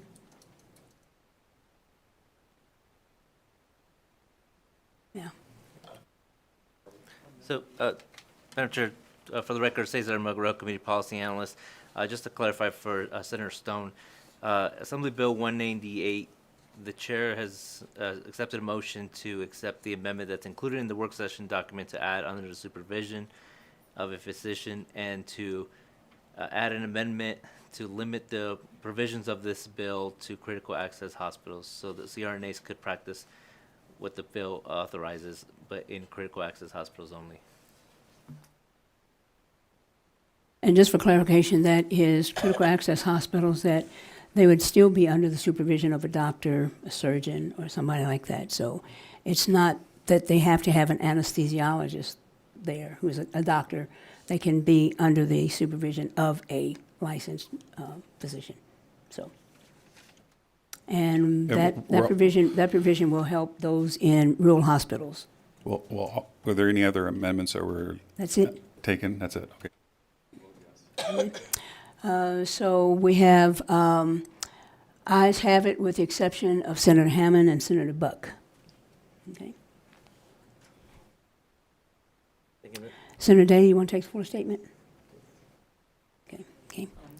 Okay. Thank you. Thank you, Madam Chair. For the record, Cesar Melgarejo, Committee Policy Analyst. The next bill is Assembly Bill 364, and the Chair has proposed an amendment to replace the provisions of this bill to require to amend the membership makeup of the Board of Medical Examiners to add two positions. One would be a physician assistant, and the other position would be given to a respiratory therapist. And Madam Chair, that's all the amendments.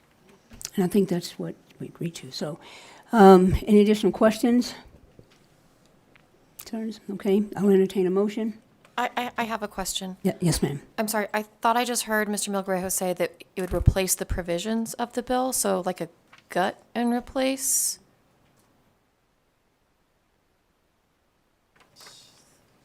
Do we have the sponsor here to opine on this? Okay. Sandy, yeah. Okay. 364. 364, yeah.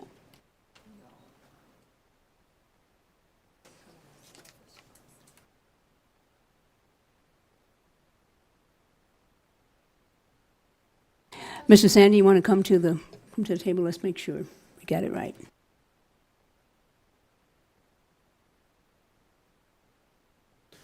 For the record, John Sandy IV, here today on behalf of the Nevada Academy of Physician Assistants. I have spoken with the Assemblywoman, and she is comfortable with that amendment. Okay, have a motion from Vice Chair Lang, amend to pass. Second? Second. Okay. So sorry. Okay, it's all right. Madam Chair, Cesar Margarel, Committee Policy Analyst. For the record, the amendment would replace the existing provisions of AB 364, and it would add 2 board positions to the Board of Medical Examiners. One would be given to a physician assistant, and a second board position will be given to a respiratory therapist. Mr. Sandy? Yeah, if I may, John Sandy for the record. This provision was in the original bill, so it's not completely gutting and putting this in. It's just this was the least controversial of the provisions of the bill, if that helps anything.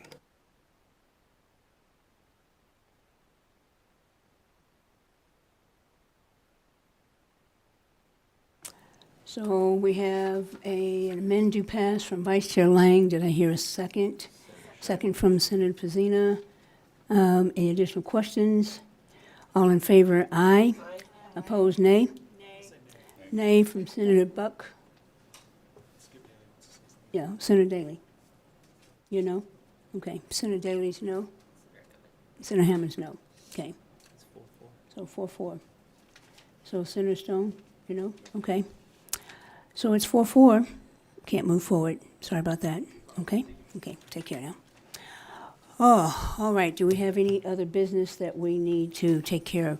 I'm just going to do this just in case. Instead of adjourning, I'm going to recess just in case, okay? So we'll be in recess until the call of the chair. We're in recess.